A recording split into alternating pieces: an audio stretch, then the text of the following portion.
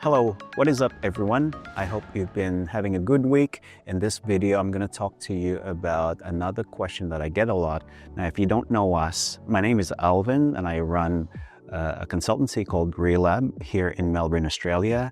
The things that we do are essentially around design thinking and design sprints, but we facilitate a lot of these sessions and help businesses understand what priority means and how to move forward with their business challenges, typically with the niche around digital products. One of the things that we do a lot is a pre-flight process before running day one of the design sprint. So pre-flight is really pre-planning. In our process, depending on the size of the case and the complexity of the case, we typically advise for clients to start pre-flight a month or even 2 months sometimes before the project starts. Now, in smaller cases that are more simple, we could probably get away with a pre-flight that runs 2 weeks or even 1 week before day one of the sprint itself. If you're not familiar with design thinking or design sprint processes, I'll make sure that we also link some videos in here that we've done in the past around design sprints or design thinking process. Okay, now without further ado, I'm going to take you through some of the artifacts here that I have as components that are essential, at least in my experience, I find very, very essential to cover during the pre-planning or pre-workshop meeting. So there are a few things here. I want you to focus on the headings only, but essentially when we run a design sprint process, we want to make sure that we have a pre-flight meeting set aside before we start day one. And in this particular case, we've started pre-flight about a month and a half before running day one. The reason is because we want to allow enough time for team members or the sprint team members to be able to action certain things that are required before day one to make sure a smooth process. So one of the things that we like to do is, as a team, as a sprint team, particularly with the decider as part of this meeting, is to already define what the challenge is. The challenge is really for us to understand what is the reason why we're doing this design sprint again, or this activity, and it is to basically in this case, to discover long-term optimization and expansion opportunities for this particular product, for the product team to gain clarity on the product roadmap so that a clear, low-risk, high-impact delivery scope can be defined by this period of time. So at least we have a target to aim and we know exactly why or the purpose behind us running a design sprint. So that's important to align from the get-go. Now that's clear and that's out of the way, let's talk about the team members. Without me zooming in too much here, because that's not really what matters, it's important to define who is the core team and who is the experts here. Now, if you don't know what the difference are between core team and experts, I'm pretty sure we have another video that talks about the team members in the design sprint process. But essentially, your core team is the team that is involved day in, day out throughout this 2-3 weeks or whatever number of weeks that we're doing, or whatever number of days that we're doing as part of a design sprint. So they're really involved, they're really hands-on. Experts are team members, whether internal or external, that are invited during parts of the sprint or part of the process to be able to help us with insights and help us understand more about a certain subject matter. Okay? So it's important to understand who's involved and who are these people exactly, right? So that's already outlined in the pre-flight process. The other thing that we would like to do before running the design sprint itself during this process is really to already start talking about the different types of user or proto-personas. Now, if you don't know what the difference are between user or proto-personas, in my definition, the proto-persona is essentially that specific user persona that you want to handpick and focus on for the purposes of the design sprint. It's the user personas that you want to prototype for and you want to validate against and you want to basically ask questions to. So the proto-persona is essentially that. So we want to start talking about who the proto-personas are in the context of a design sprint and in the context of this particular challenge that we're addressing right now. Okay, so start that conversation, define who they are, talk about pain points and desires already, or problems and needs, and you can touch on this lightly, at least start priming minds of your core team members as to already start thinking and empathizing on these different types of user personas. particularly their pain points and their needs. Okay, so start talking about the users already.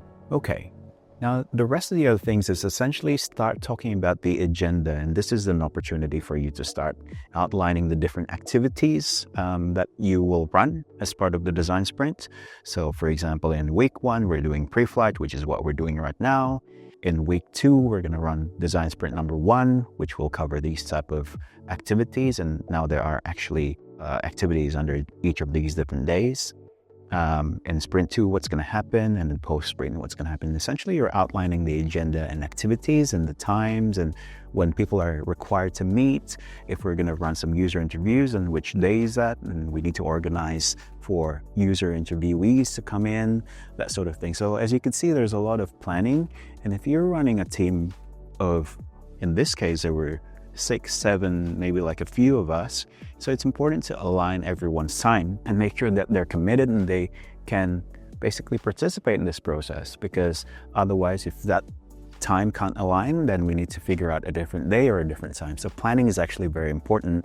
And as you know, it's very hard to get 5, 6, 7 people in the same room at the same time on a particular day, especially if we require them for a full day. Right? So as you can see, planning is so important, and my advice is to do this upfront and allow yourself enough time to facilitate all of this planning. Now that the agenda is out of the way, we want to start talking about artifacts of the current state. So do they have a current product? And if they do, what does it look like? What are the current challenges? A simple demo or walkthrough just for everyone to align on, okay, we're aligned with this product. We know what the challenges are. We know what the ecosystem is like at a top level at the very least. We understand where our product or feature or challenge or our case sits within the context of the whole ecosystem. So it's important to understand that as well. If there are documents such as the analytics, any data, any insights, market research, past surveys, things like that, I would also consider that as part of business artifacts that I would consider before running the design sprint itself. Okay? A few other things that are oftentimes forgotten, but it's important, is basically to start planning for your user test criteria. If you know what problem are we trying to face or address, and you know what are the main big questions that the business has, then you can already start planning for user test criteria, the schedules, any brand assets that may be required. Do we need to set up some, Figma files or design files? Are there, any user test scenarios that we need to cover?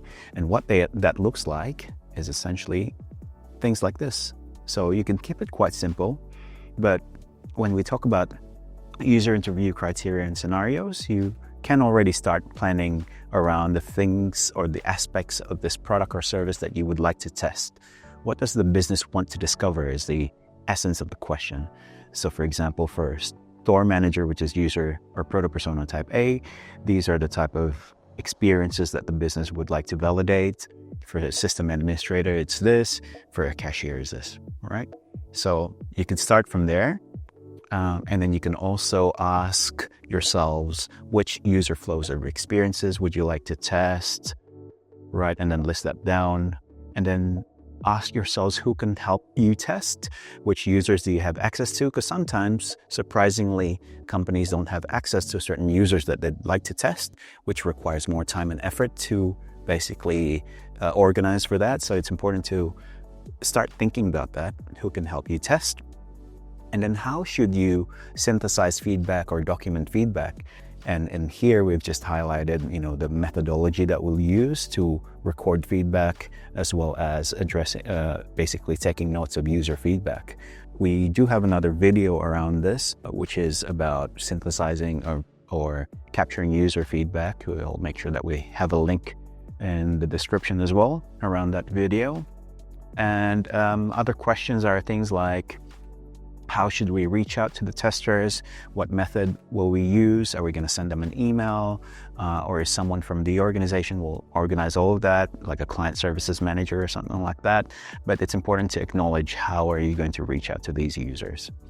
And then what do we tell them? Because oftentimes user interviewees will find it quite awkward that they're invited for a user testing or usability testing session, then we need to know what to tell them as well. So for example, it's a feedback session, it's not them being tested, it will only take this amount of time. Your voice, your audio, your recording won't be published. It's for research purposes only.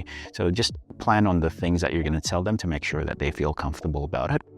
And then what incentives do you have for the testers? That's also important to discuss if you have the budget for that. But my advice is always to think about an incentive, although a really simple gesture is completely fine.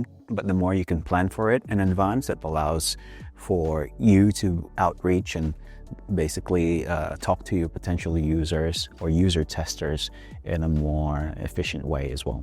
So once you cover all of that, from my experience, you are typically ready to start your day one of a design sprint. Now you can imagine there's a lot there that you would otherwise forget, or you would otherwise start figuring out only on day one of the design sprint. Now that, in my experience, would be pretty chaotic. You want to allow enough time for you to plan all of this, or even start priming the team with some of these elements and components and information, so that the likelihood of your sprint or your design sprint running quite smoothly is much higher than if you weren't going to do this upfront. If you need advice, or if you have questions around design sprints or the pre-planning process, or how to best run a design sprint, or how to best facilitate it internally in your organization, please reach out to me. There will be some links as to how you can connect with me, or even jump in a quick call and pre-discovery call with me. I'll be more than happy to assist you. All right, otherwise stay safe, and I'll see you in the next video.